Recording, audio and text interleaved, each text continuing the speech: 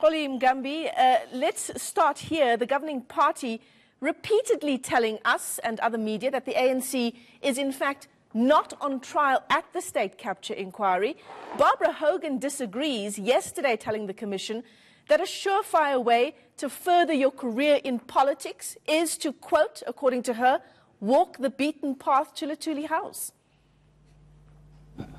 Indeed, Michelle, and this was in reference to Sipho Masego, who at the time came highly recommended from the board of Transnet, and his credentials really spoke for themselves.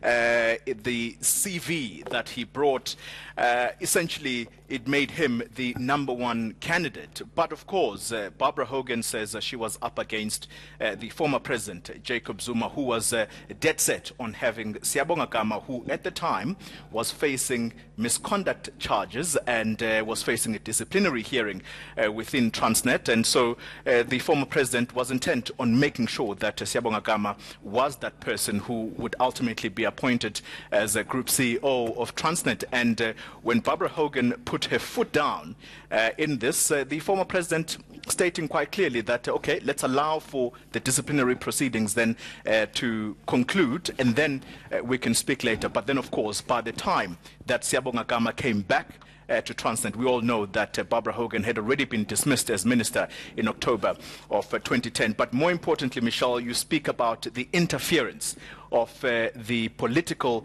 party here, which is the governing party, the ANC, at Luthuli House. You had individuals such as Gwede Mantashe, you had Jesse Duarte summoning Barbara Hogan as a result of the intimations that Siyabonga Gama was really not the person that was going to be appointed here. You also had the ANC Youth League at the time, under the stewardship of Julius Malema, really issuing strong and harsh statements in support of Siyabonga Gama.